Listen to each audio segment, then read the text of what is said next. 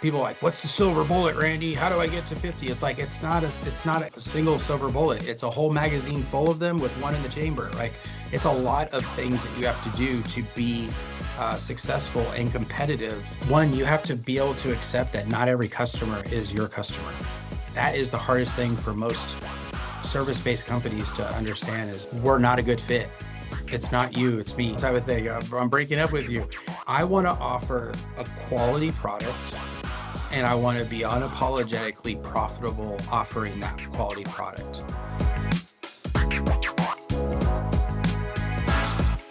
This is the HSM.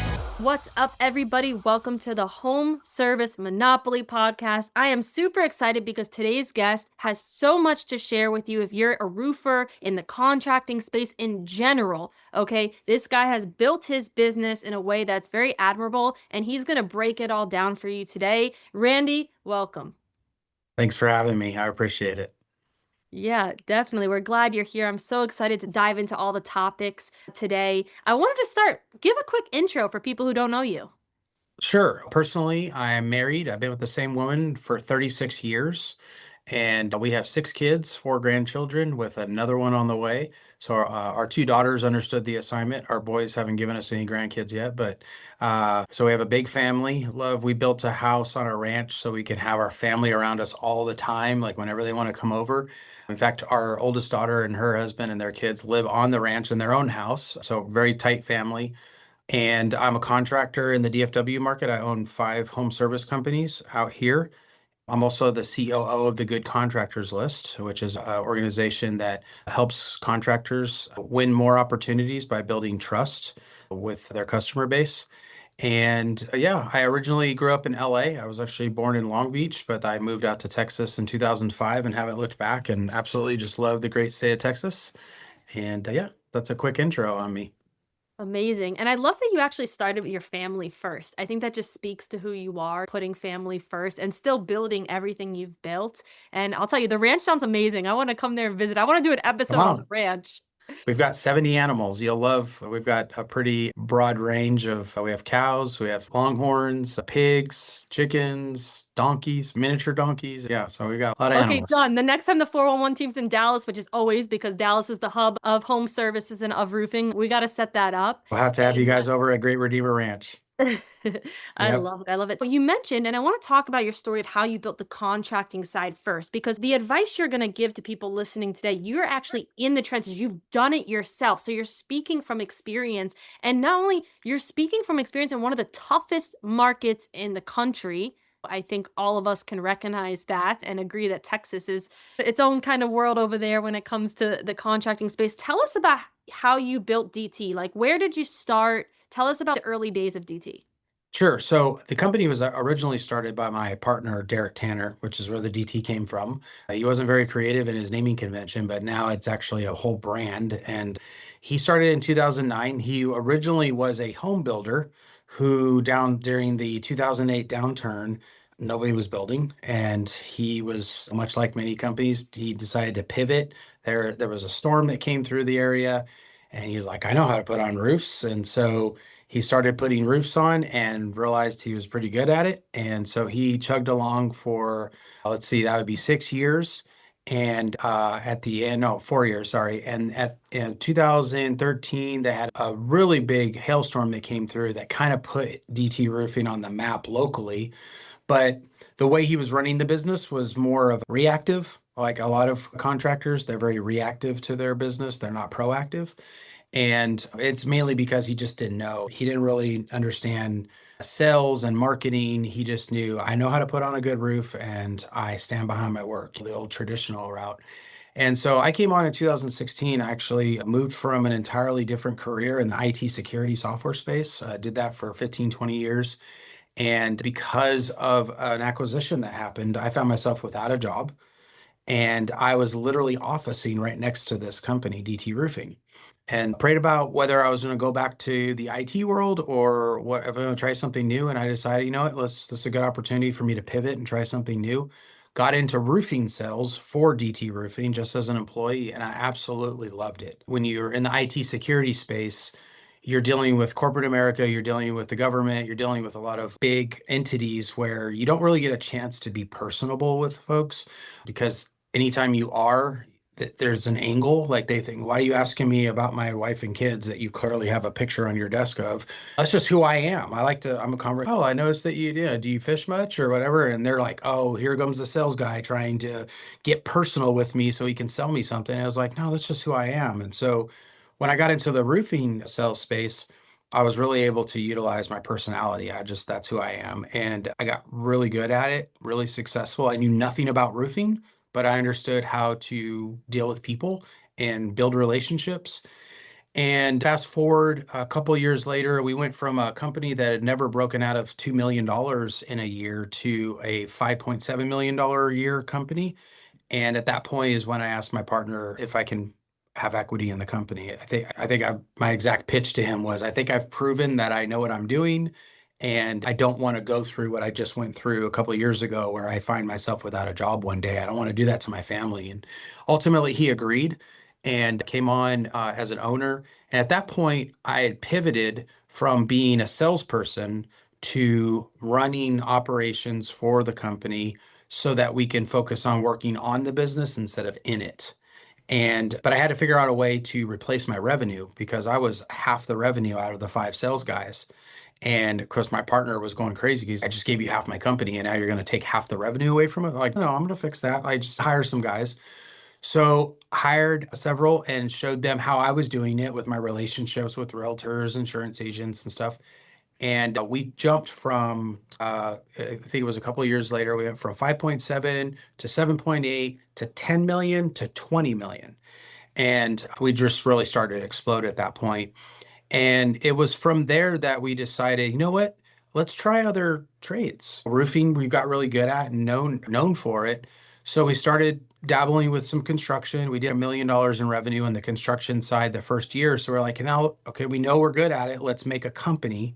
Because I'm big on making sure that if we're going to do something, that I want to offer it as its own service, its own company, and stand on its own. Because I think that's a mistake that a lot of home service companies make is they try to be everything to everyone, and they don't realize that they're really nobody to anyone. Because if I have this stack of trades behind my name that I do, what a consumer sees is, what are they good at? If I'm looking for a roofer, do I want DT roofing or do I want DT roofing, painting, siding, garage doors, fried chicken, and oil change, right? I don't know what they're good at, right? And so I'm big on making, if we're going to get into something, I want to own that market. I want to be the guy that's known for that thing.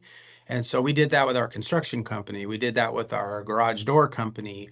And then we started to pair out and say, okay, even on the roofing side, do we want to be a residential roofing company or a commercial roofing company? And our answer was both. So we decided to create separate companies because anybody who's sold commercial understands it's an entirely different animal than residential. And so we separated that, created its own leadership, its own sales team. And yeah, and then we started our most recent is a gutter company that we started a year and a half ago, 2 years ago. And so those five companies are thriving today. In 25, collectively, they did about 50 million in revenue. And in each of their own respects, they hold on their own in regards to the accolades, awards, stuff like that. And yeah, that's the quick Randy the contractor story in a nutshell from 2016 to today. The DT companies are what the umbrella that we use, but they're all individual companies.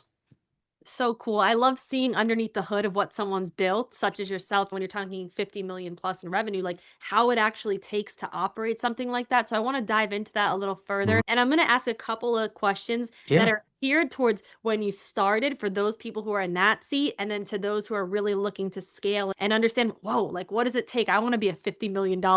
So one thing you said, and I didn't know some of this about you, so I'm learning a lot right now, is you had to shift from that sales seat to that owner seat. And that Mhm. transition's hard. And you and I both know there's a lot of people who are owners of companies, but they're sitting in the sales seat.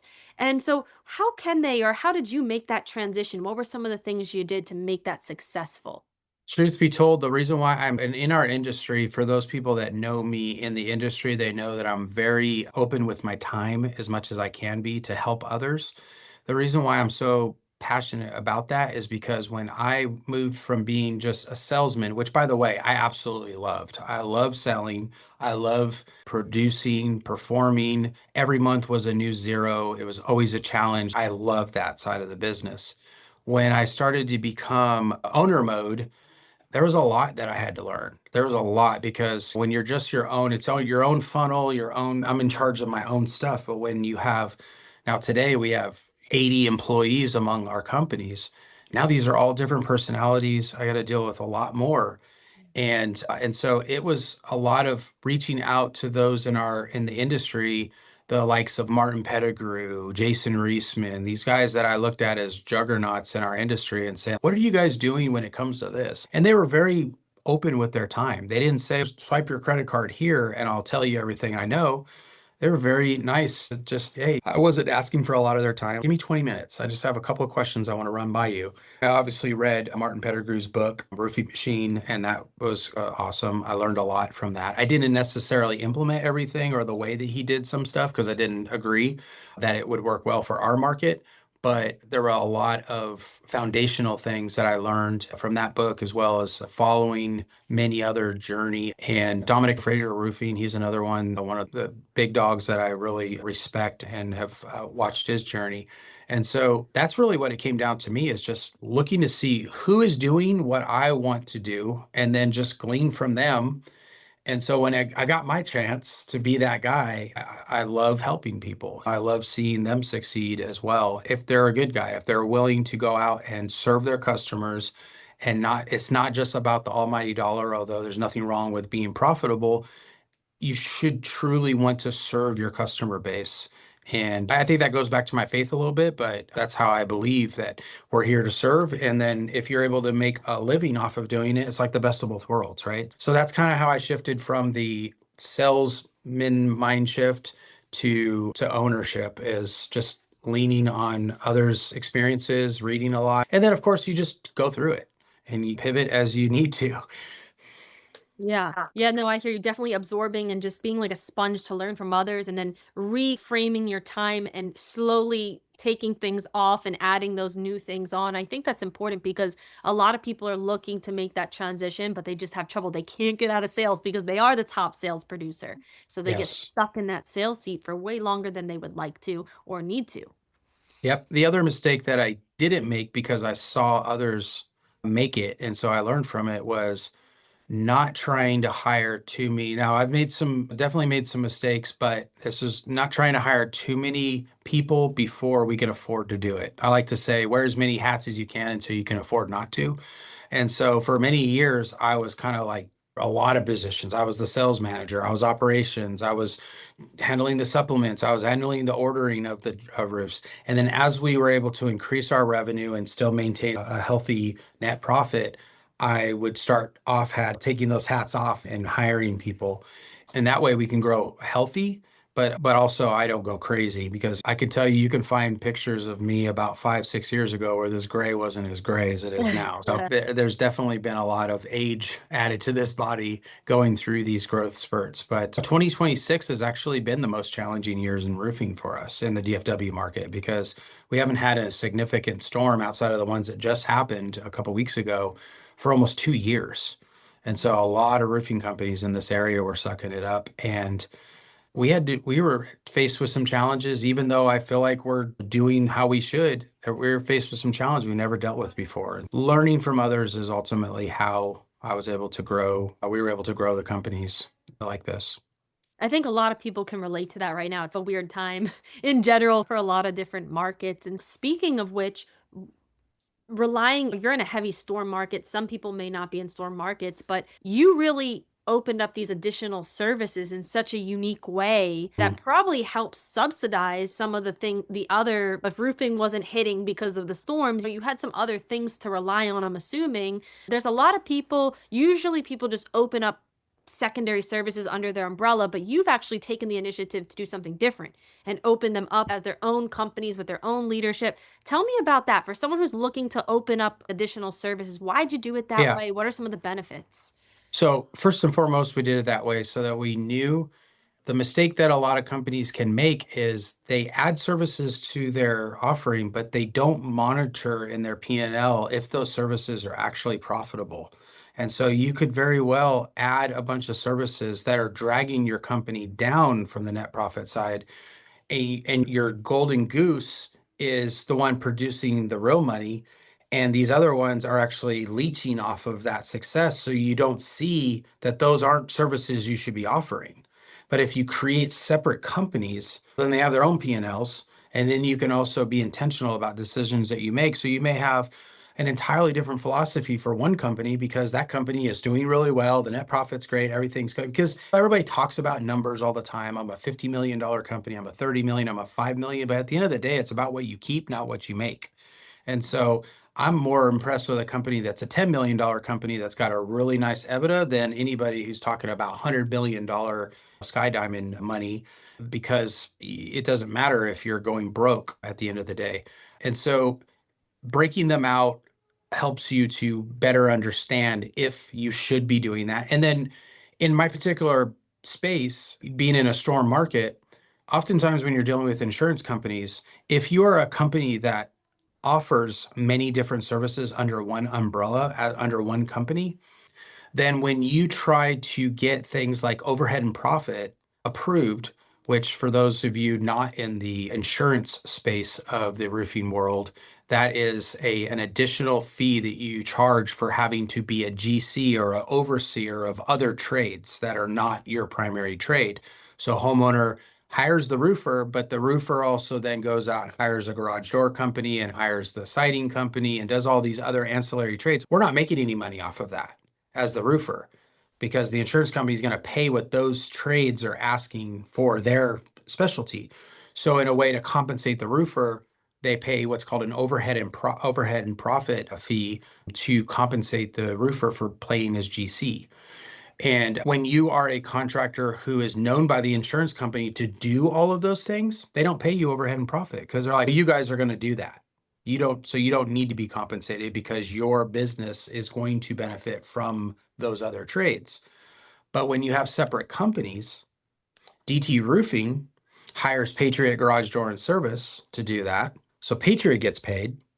And then DT Roofing hires Kingdom Builder Construction to do the drywall damage and all that on the claim. So they get paid. But DT Roofing also gets overhead and profit because they had to manage those two companies. It doesn't matter that Randy Hurtado and Derek Tanner own Kingdom Builder Construction and Patriot Garage Door and Service and DT Roofing. All that's seen is that we are three separate companies. And so the insurance company pays appropriately for me to GC these other companies, which are legitimately separate companies. And so they're profitable, and then I'm profitable because I'm managing them. And I'm not having it held over my head that just because I offered all of those services under one name, I'm not eligible for being compensated through the overhead and profit. So that's also another way in a storm market that you can get paid what you should be paid without that being held over. Yeah, no, that's really interesting. I think people who don't know that are going to learn a lot of Mm-hmm. how to play it. And you have clear profits then on each service. So you know, okay, we're profitable in every single thing we do. You mentioned Mm-hmm. one thing, and I just, for people who are wondering, I know you brand everything as DT, but it sounds like the legal names, or is that not the case? Or the No, no, actually not at all. It's DT Roofing and DT Commercial Roofing Systems. Those are the only two that have DT in them at all. Then there's Patriot Garage Door and Service, Guardian Seamless Gutters, Kingdom Builder Construction. They have no DT in them at all. When we first launched them, we do advertise them like on billboards and stuff as a DT company because we want to correlate the brand, right? We want people to go, oh, I have never heard of Kingdom Builder Construction, but I have seen that DT. I know who those guys are. So if they're involved, I want to use them. So it kind of creates brand recognition without knowing that brand right out of the gate. But then as they get their own feet under them, then we pull the DT company out and let's just let them run on their own. That's exactly what I wanted you to get to. So you, for people, you tied it to the DT brand that was already Hmm. established as you opened up these new brands until they built their own trust and credibility and could successfully break off into their own identity. Yeah. It sounds like. And Eh, so how was marketing like, and I know not from a marketing perspective, but like, how was it being able to market and manage multiple mhm. different companies now?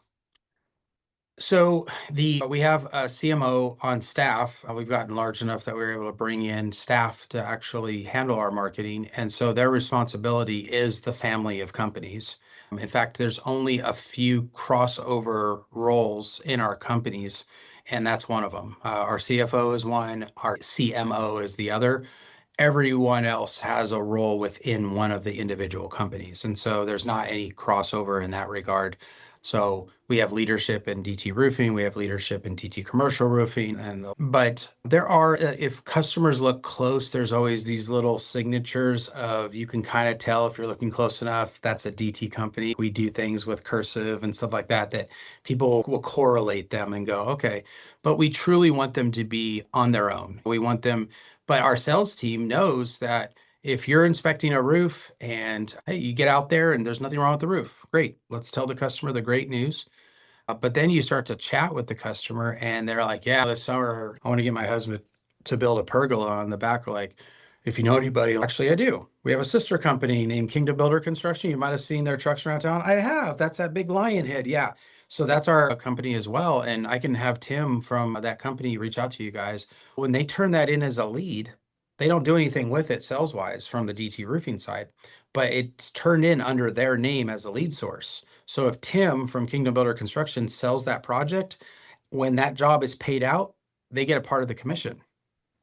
So it keeps the guys constantly listening for other ancillary services that we offer from our sister companies without them being actual salespeople for those companies.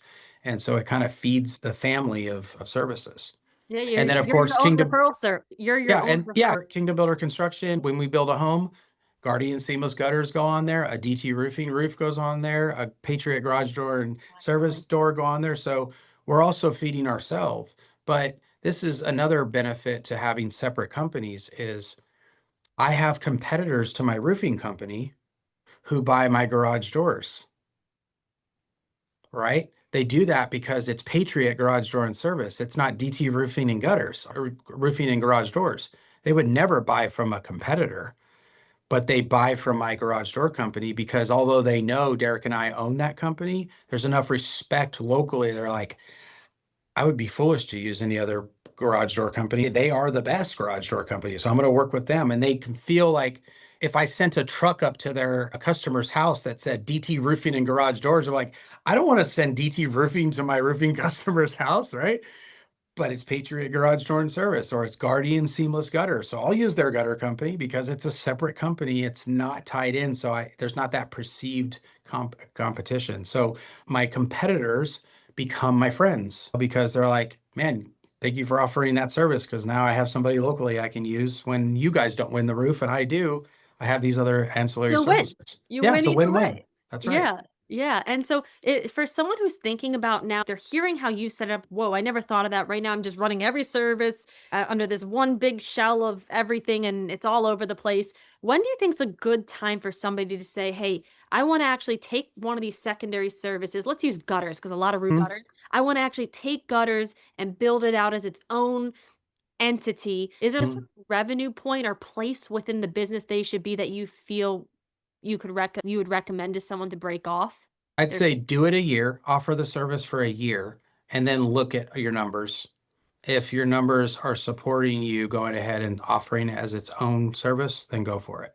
But I wouldn't, if after a year, because obviously you have to pay a lot of the dump tax, right? You're gonna have to set up all of the material vendors and you have to buy the truck and the machines that do 5 and 6 inch gutters and everything. So there's gonna be a lot of expense up front. But after a year, you should be able to prove to yourself that this is a viable company that can stand on its own and then separate it. The other thing, and this is actually more in your bucket, the reason why it's important to separate them too is because if you're DT roofing, siding, garage doors, and gutters, and a customer is looking for a siding company, the SEO on Al's siding is going to be way better than the SEO for DT roofing, siding, garage doors, and gutters, right? So I'm less likely to get that siding business if I'm trying to be everything to everyone because SEO, it favors companies that are kind of like, that's their trade. And so that's another logical reason why you would want to separate them is so that your marketing performance will help the business grow. Yeah, I was smiling from ear to ear when you said that because I was like, people need to understand it's more work, but you can really dial in on a specific Yep. area, and Google likes that. Google They want loves it. you to, so Mhm. yeah, that's a great play. Now, I think opening up a lot of these, how you set things up, really plays into your growth. So I want to, for those people who are already doing 10 million, 15, they're looking to scale past 20 million, even get to that 50 million like you've been able to do in such a competitive market. What is some advice? What does it take to grow past 20 million? What do you think contributed to some of your guys' growth? Tenacity for sure. I have an amazing team, no question. Our sales guys are, I put them up against anybody in the industry. They truly, but what I would say the hack is they absolutely love the company. They're not in it for themselves. It's a team effort. We're so blessed to have sales guys, and we use Microsoft Teams for our communication internally. And it's not uncommon. And I've shared this on many podcasts, but it's not uncommon for our guys to argue over each other, helping each other. It's like Jacob will say, "Hey guys, my adjuster meeting is going over longer than the guy showed up late, and I have this other one across town. Is anybody can catch it for me?" And these guys are like, I got it. I got you, Jacob. And they're going, no, you got it last time. I got this one, knowing they're going to get nothing out of it other than just to help their colleague. And traditionally in sales, it's called Shark Tank for a reason, the show. It's because sales tends to be the Shark Tank of everybody that just wants their competitor on the team to lose and all this. It's just not like that in our team. These guys are amazing at what they do. And they truly want to see each other succeed and are willing to jump through hoops to help. And so that is a huge part of our success is we have that culture that I've only seen in a few places. I think Fraser Roofing was another place I saw something similar of those that I visited, but it's just a unique way of thinking of that rising tide lifts all ships instead of just worrying about your own little dinghy. And so that is what's led to a lot of our growth. And then of course it's just making wise decisions on a lot of little things. It's not any big things that we made wise decisions on, but a little bit there, a little bit there, a little bit there. We're going to talk a little bit about the good contractors list here in a little bit, but that was one of the decisions that we made early on in 2019 timeframe that has really helped our business quite a bit with our closing rates. And so it's these little things. It's not if people are like, what's the silver bullet, Randy? How do I get to 50? It's like it's not a single silver bullet. It's a whole magazine full of them with one in the chamber. Like it's a lot of things that you have to do to be successful and competitive, like you said, in a market like DFW, because there's a lot of roofers watching this. They're like, yeah, it's easy for you to do that type of revenue in DFW. The storms come through. As I mentioned earlier, we went 2 years without a storm, and I'm competing with 10,000 other roofers. And that's not hyperbole. That's literally how many roofers we have in DFW. And that's not even counting the ones that come over the Oklahoma border as soon as we get a storm north of DFW. And so you're competing with so many people that if you don't stand out, if you don't create those relationships with professionals that need your services in order to be successful, then you're not only not going to grow, but you're probably going to go out of business. And you're going to be part of that 96% that the Small Business Administration talks about of roofing companies that go out after 5 years. Why do you think they go out of business? Because they're very narrow-minded in their thinking in regards of how they should grow the business. And they're just like, I made my first $1 million, and let me go out and buy a Ferrari. It's what are you talking about? Let's build this, use that as a foundation, and let's build this thing up. So, yeah, Good news is if they're listening to this podcast, they're not going to be in that statistic. That's for sure. there you go. That's true. That's true. So yeah, and you started to touch on competition, right? And like just talking about the culture of your sales team is one thing, and I absolutely love that. I think that comes from just great leadership because it comes from the leadership really sets the tone for the rest of the culture. But speaking about competing and DFW being a crazy market, 10,000 roofers literally is the number, right? Yeah. You really set yourself apart, and I think that's why you're so passionate from our conversations about the good contractors list to not compete on price. And that's Right. something a lot of contractors in all verticals, not just roofing, are facing right now. Tell me about that. How do you set yourself apart and not be stuck competing on price? That is the biggest mistake that I think all home service companies make is they go into those type of opportunities. One, you have to be able to accept that not every customer is your customer. That is the hardest thing for most service-based companies to understand is we're not a good fit. It's not you, it's me. Type of thing. I'm breaking up with you. I want to offer a quality product and I want to be unapologetically profitable offering that quality product. And if I don't have a customer that's sitting in front of me that is on the same page, then we're not a good fit. But there are ways for you to set yourself apart from your competitors that not only don't cost you anything at all, but oftentimes will help you grow your business even quicker. I literally, an hour before you and I got on this podcast, I just did a webinar talking about these three things. And so they're fresh on the mind. But we talk a lot about reviews, right? And how important they are for the algorithm, for consumers to be able to consume them and read through them. So many people make the mistake of only asking for reviews from people they exchange dollars with instead of everybody that has an experience with you, right? We are using roofing as an example here because I have a roofing company, but this is across all home services.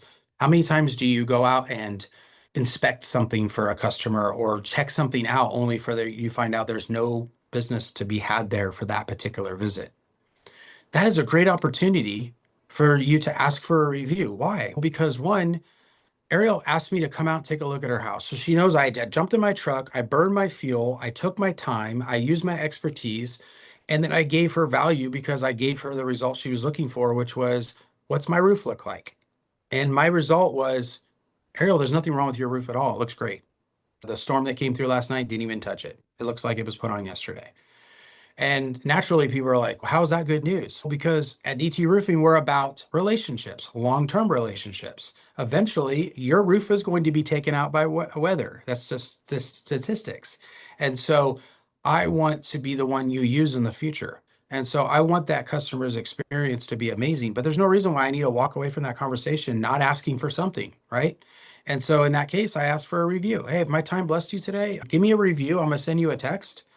Give us a review. And if we do business in the future, you can update that with a business review, right? On how it was to work with us from a money standpoint. And so I get a ton of reviews from customers that I haven't even done business with, but experienced my company. Did Another you thing I train like, your team to do that, by the way? oh That has yeah, to come down to the training. You didn't just implement that yourself. You trained the whole team. This is a standard as a company to yes. do that. Mhm. Yeah, we have over, just at our headquarters, Google My Business page alone, we have over 1,100 five-star reviews. And we still maintain a 5.0, which is very difficult statistically. That's very difficult to do because you get one Karen that leaves you a review because of something you couldn't control. And you need another 15 five-star reviews just to get back up to that Mm. 10th that you lost. And so, no, that is exactly how we teach our guys. Then if you think about the relationships that we build with other professionals, my secret sales force that I like talking about, every realtor, when they ask me, hey, Randy, they don't ask me anymore, but they ask our team, hey, can you go out and take a look at this house? I'm getting ready to list it. I need to know what the roof looks like. We may get out there and there's nothing wrong with it, or there's just a small repair or whatever. They love to be able to do something for you because you took your time and expertise, right? And so same response. Hey, Wendy, it sounds like it looks like there's nothing wrong with this roof. I'm gonna send you that report over to your email so you can share that with the home inspector when you get a buyer on the hook. So you're good to go. Oh my gosh, thank you so much, Randy, for your time. You guys are the best and all this. Yeah, no problem. Hey, let me ask you a question. If I send you a text with a review link, can you give me a review on what it's like to work with us when you call us? Yeah, absolutely. I'll do it right now. So what I'm doing by doing that is I'm not only increasing the number of reviews that I get, but I'm also diversifying my reviews, right? Because when you, Ariel, start looking at DT Roofing's reviews and 1,100, wow, that's pretty impressive. You may see a smattering of customers that we actually did work for, that they spent money. You'll see customers that just gave us a review for coming out and giving them a peace of mind inspection.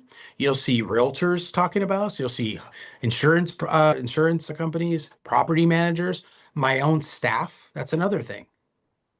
Everybody knows what Glassdoor is, right? It's where you go to review a company, to how they are to work for. Why don't you use your Google My Business profile to have your staff rate you on there? I've been working for DT Roofing for 4 years, and I'm a product manager, a project manager for them, and they do this and that. It's what happens is when a customer is reading all these reviews, they're reading this diverse, like everybody loves this company. Here's one from one of their roofing crews. Here's one from the mason that they use for when they have to repoint chimneys. Everybody says something great about this company. And so it makes my reviews more diverse. I get they're more voluminous because of it. And so I'm not leaving all that on the table, and Google loves it. And so Google's going to recommend me more. So, and then the other thing to separate yourself from your competition is, let's say that your bid is $20,000, right? But you're not offering financing. But your competitor is $25,000, but he's offering $179 a month. Who do you think they're going to go with? Ironically, they go with the more expensive guy because Since the number feels smaller. he proposed a solution that means I don't have to drain my bank account right now at the end of this job. And again, didn't cost me anything, just offering the service. I personally use Improvify or for our company for that, but finding a company that you can work with to offer financing to your homeowners, and make sure you're intentional, that your sales guys are using it. We have actually a KPI that we use for measuring how many applications our customers fill out on a monthly basis. And it's a KPI that we track for our guys. Because if we notice, because we track several KPIs, and if there's anybody watching this that wants to know our KPI scoring process, by the way, I really love it a lot because it helps us to identify who are truly our best salesmen and not just the guy who can create the most revenue.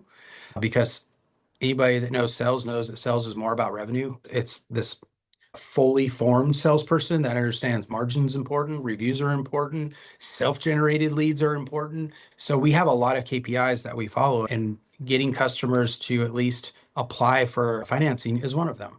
And because we know if you've ever had a customer that didn't pay you at the end of the job or pay you the balance, had you financed that job, you wouldn't be dealing with this because you just go to the finance company and say, release funds, job's done.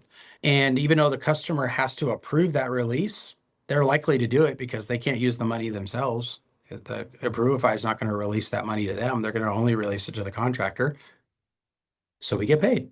So it's just all the way around. Our profit margins are better. We're not fighting for new opportunity or to win the opportunity because we made the value way easier to consume and swallow. And we're getting paid on time. Now, it's not always the case. I'm not claiming to be this company that doesn't deal with customers that don't pay. I just had to file a lien recently on a customer that owes us a pretty substantial amount of money. I'm just saying you reduce your risk when you are intentional about how you offer your services. And we all know that customer that wants it for the cheapest anyhow tends to be our biggest pain in the butt customer anyhow. That one that's like, I want it the cheapest. Then you get to halfway to a project like, oh, I don't like how that looked out and that looked. It was like, oh my gosh. And the That's with one marketing too. That's in every and the marriage. one that pays what they should pay, they're like, yeah, looks great. Man, you guys did a fantastic job. So it just follows that be a $10 million company that's doing really well in profit, or try to be 25 and suck wind at the end of the year because your profit margins are terrible because you're dropping all these opportunities. And then I've talked about, again, part of that differentiator is the relationships. We anywhere between a quarter and a third of our business every year comes from these professionals that I was telling you, the realtors, the insurance agents, property managers, interior designers, people who need our services in order for them to be successful. Build a relationship with them, go to the chamber meetings, go to their realtor association meetings, sponsor a lunch, get in good with these people, and you will not starve. It's what you do before the storm that makes all the difference when the storm gets here. That's it. It's not rocket science. Nothing I've said was this amazing, oh my gosh, that is, let me say that again. It's like everything I'm saying is like common sense and logical, but we've made things so complicated that we can't get outside of our own head. Just do the basic stuff. Be a human being to people and build relationships, and it's amazing what will happen to your business. Yeah, when your relationship first, there's definitely value in that. And sometimes people are so focused on the immediate that Mhm. they don't understand a relationship's not immediate. But if you're looking for longevity in That's right. anything you do, right? Even in a marriage, right? Like it's a Yes. long-term You relationship. you stole the analogy right out. I literally used that exact analogy. You didn't meet your wife at a bar and marry her the next day. You chased her, you wooed her, and then ultimately you guys determined that you were the right fit, and then you got married. So why do you think it's any different with any other relationship? Yeah, you're not going to marry the person, but relationships. So when I hear guys go, "Oh, realtors just waste my time," I'm like, send them to me. Send them to me because you don't get it.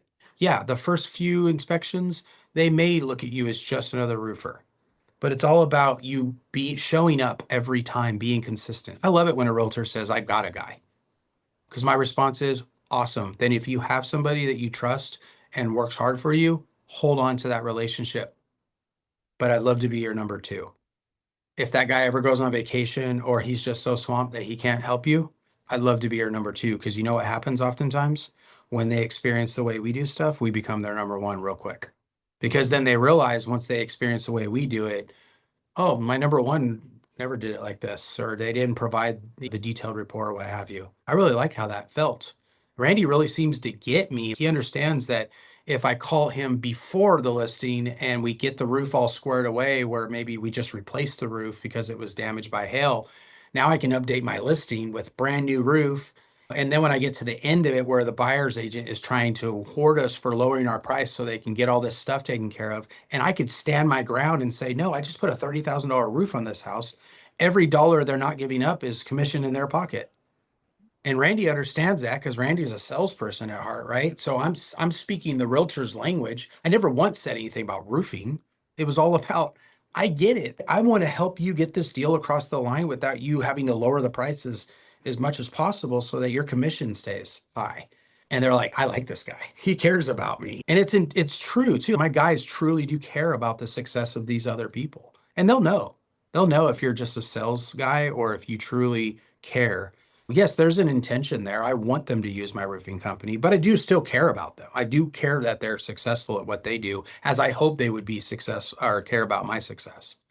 Yeah, 100%. So you mentioned reviews, you mentioned financing, you mentioned just relationships. Yep. And so something else you talked to me about offline that I want to share with everybody is, and this is what really had me interested, is how you use the good contractors list, Mhm. that whole initiative, to actually help position you as an authority and a Yeah. trusted contractor to close more deals. Tell me how that's a Mhm. tool you use in your sales kit. Yes. So if I'm being completely honest, when I joined the list in 2019, I just wanted some accolade on my website because I really liked their name, the Good Contractors List. I was like, I'm a good contractor. I want to be on that list, right? And I thought homeowners will look at that badge and go, I want to work with this company. They're a good contractor. What I didn't realize, and my team quickly realized, was when you have a third party that is not only backing everything that you're saying about yourself. Because look, we all go in and we say, I've been in business this long, I've had this many reviews, I have the Owens Corning Platinum this and the GAF Master Elite that, and that all means something to us, right? But to the homeowner, they're like, ah, got it. Yeah, that sounds a lot like what the last two guys told me. I don't remember what they said either, but okay, cool. But when we would say, we're also a member of the good contractors list, and what that means for you, sir or ma'am, is that every job we do, because we've been vetted by a third party company, you've heard of the Better Business Bureau, right? Yeah. This is kind of like that, but instead of a grade, they actually back every job we do with a $25,000 guarantee. So you don't have to worry about if we're not going to do everything we say we're going to do. If we don't, you literally call them and say, I hired a contractor on your list. They didn't do exactly what their contract says. They call us. If we tell them to kick rocks, I'm not dealing with that lady again. They kick us off the list and they come in with their $25,000 and make the job right. And the homeowners, that's amazing. Yeah, I don't see any reason to get another bid or because if our pricing now, mind you, I can't gouge people, but if our pricing's already within, because a lot of contractors think that when a customer says, I want 3 bids, that they're just going for pricing. Oftentimes it's they've had bad experiences in the past or they've or heard of bad experiences with the contractors and they're just trying to see which one of these when I interview them feel like they're going to screw me the least, right? It's a scale of am I going to get screwed or not? And so when you come in, it's sales 101 is always addressing opposition before it gets there so you can control the reaction and the solution for it. And that's what we're doing ultimately is we're saying, look, I could literally be, and some of my guys actually say this. I'm like, be careful when you're saying that, but I can literally be the opposite of everything that I'm telling you. But they say I'm not. They say I'm going to put a stack of 20s that equal $25,000 on this job and every job, all 1,500 roofs that they do every year and back them with that. And that changes the conversation psychologically for the homeowners. And so when I realized that after the first year being on the good contractors list, I approached the founder. because he happens to live in our community, in our county. And I said, why is this not a nationwide solution? And he said, I started it in DFW, and that's where I've grown it. He did that for 14 years. And I said, if you're ever interested in going nationwide, I'd love to be a part of it. And he sat on that for several years. So much so that I even joined another organization that offered a similar solution to the Good Contractors list while being on the Good Contractors list, just because I wanted to be part of something that was nationwide. And that other organization was offering their solution nationwide.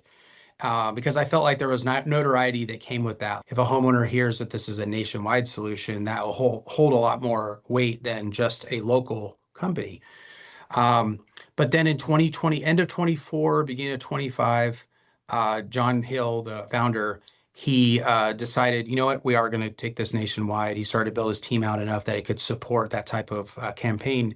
So he went and filled two roles, a CEO, because he knew I'm not the CEO type. I came up with the idea, but I need a CEO that understands that world, and a COO. And they both approached me and said, you have been so passionate about this.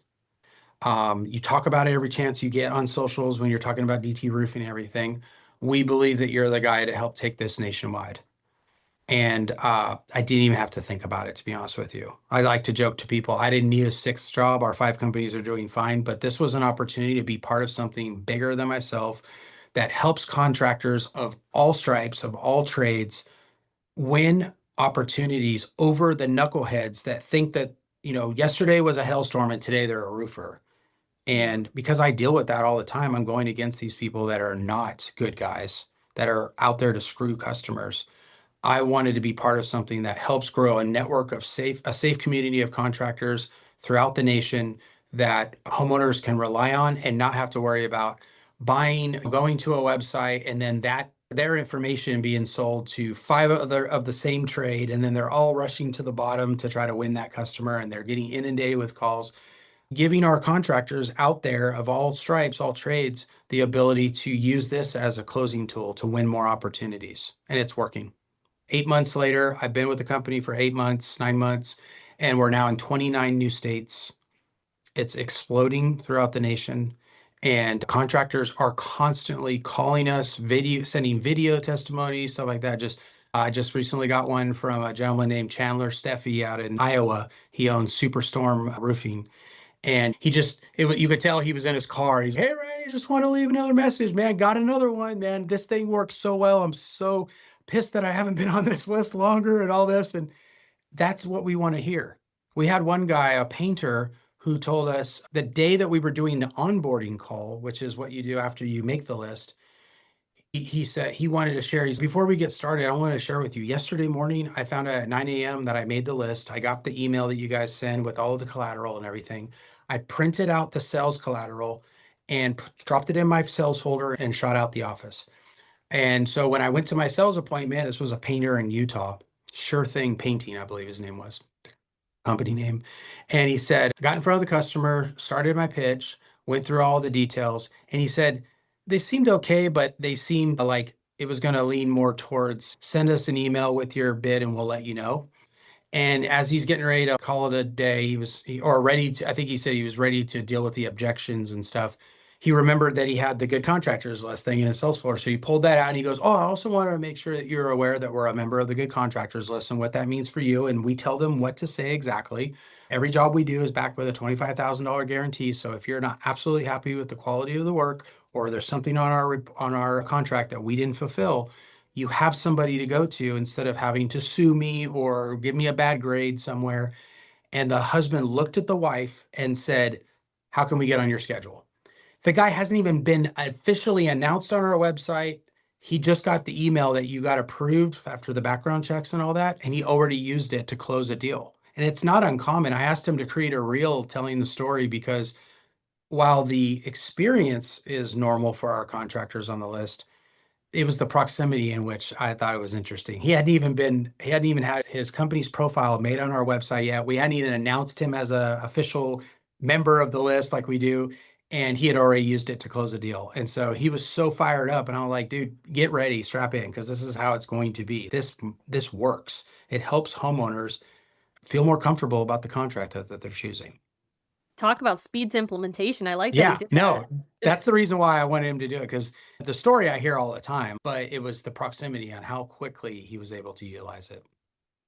No, I absolutely love that. I think people who are listening, they're going to see if you're a contractor, you should definitely obviously check out the good contractor and see how you could use that in not just the guarantee, but more so as a tool to build trust in an industry where homeowners are so fearful. And thinking from a homeowner's shoes myself, if I knew nothing about roofing or the trades, there is a lot of bad reputations, unfortunately, in this stigma. And so having something like that, I was putting myself in the homeowner's shoes and it totally rewires.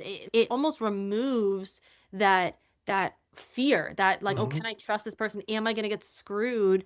And so I absolutely love that. I think that alone, right? Who doesn't want to win more deals? And also to differentiate themselves, I think a lot of people have the opportunity to get in on something early. And I always love sharing things when they're early before they blow up. So those Yes, people who take advantage, because right now when people, and this isn't a pitch by the way for people to join, but when you get into something early, you get to use that as leverage and a competitive edge. And that's that's right. really talk about speed. People who are successful understand that money loves speed. And the faster you are to implement something new, it gives you a competitive edge. That's right. And for organizations like yourself that are known for creating opportunity for their customers, leads and stuff, it it makes a hero out of the marketing companies, because the contractors are getting the lead from y'all, and then they're able to close more of them. And so then it becomes a natural tool for marketing companies, that we have marketing companies coming to us and saying, how do I get my contractors on the list so that they can close more of the opportunities that I'm creating for them? Because they realize it's a hero maker. They end up, before I was making all these leads, but then maybe they weren't closing as many, and now they're closing more. I want more of my contractors on the list. So that's another thing that's been increasing, is we're getting more and more affiliate type relationships with marketing companies that are saying, I love this concept. I want my customers on it. Absolutely. That's awesome. So before we wrap up, and I think we're going to have to do a second episode because there was a couple things you talked about that I want to dive into even further, but I know we got to stick to the schedule here. I like to do something called this or that, and I'm going to basically say two things, spitfire them out, and you got to choose which one. Okay. As long as you're okay with honesty. Yep. That's the only way to do it. You ready? Yep. All right. So this or that, growth or profit, Profitability, because without that, you don't have growth. systems or hustle, Hustle. Nothing beats hustle. sales first or operator first, Operator. in-house team outsourced. And that's a hard one, because it really depends on your resources. I would say initially, in most companies, they need to outsource, but eventually, it's one of those hats I was talking about. Eventually, you can take off a hat, and when you can afford to bring somebody in-house. But most companies in the home services space, they're more in line with using an outside service because of the costs, High volume or high margins, high margins. residential or commercial. Whew, you're gonna get me in trouble with my team. I'm a resi guy. I love our commercial customers, but I'm definitely a personable guy. All right, Google ads, Facebook ads, Google, door knocking or buying leads, door knocking, email or SMS, SMS. In fact, why? 90% of texts are open, 10% of emails are open. AI or no AI, AI, for sure. store market, retail market, I'm in a storm market, but sometimes I wish I was in a retail market, because when a storm comes through, I can be both. You can't do it the opposite way. door knocking or ads. Well, you said I think you get that one. So door knocking. Yeah, you're door knocking twice. So you're pro door knocking, it sounds like. I am, because again, I'm all about relationships, and it's harder to build a relationship with somebody through an ad. But through a door knock, I can immediately build instant rapport. Our guys are trained to find something as they approach the door that they can immediately bring the wall down to the customer, so that, because especially after a storm, one of my guys was so brilliant recently. Everybody was inundating this neighborhood because it got hit with hail. And so my guy knocked the door, and as they opened, he said, I'm selling, do not open or do not knock this door hangers for $20. And immediately he said everybody would laugh and smile, and it immediately brought their guard down because we actually have those that says, do not knock this, no soliciting. I already have a roofer. And he decided as a joke, he was going to tell people he was selling them just to get door knockers to stop knocking his door. And it was Hey, brilliant. there's a little trick and tip for you door knockers There you listening to go. that. That's a funny one. It's all about making people laugh and That's it. smile. Yeah. Last one. Hire for culture or hire for skill? A culture for sure. I can always teach you skill. I can't teach you how to be a good person. Facts. Facts. Awesome. Thank you so much. I want to wrap with one last thing. One last piece of advice for somebody in the trades who's just really looking to grow and get to that next level. There's been a lot going on. What just one piece of advice you'd leave them with? Focus and get really good at something. And I know it's been the theme of our conversation, but it's so important that if you are not, and I've said it but earlier, but if you're not known for something, then you won't be known for anything. You have to be known to offer a specific skill and expertise in a certain area. You can always grow from there, but if you try to be everything to everyone, you'll be nothing to anyone. Love it. Thank you so much, Randy. Thanks for joining. I appreciate it. This was an amazing episode, and I can't wait to share it with everybody. Thank you so much. Really appreciate Business 411, and we love Elizabeth and the team. And I am a customer, by the way, of Business 411's products, not only the original manuals that we used for onboarding all of our new sales guys, but now we have dtroofinganiversity.com, which is our online portal that we use for training. And that is a brainchild of this fine team. So definitely appreciate you guys. Appreciate that. Appreciate the shout out. Definitely, it's been a blessing because we get to meet people like you and really see just great companies, how they've grown and help them with that growth. So thank Yep. you for shouting out Business 401. I'll put links for anyone who's interested in even the good contractors just so you could check it out. And for Business 401, Marketing 401, we'll drop some links for you guys in the comments and in the caption so you guys can see it. Thank you, Randy. Thank you, everybody. And until next time.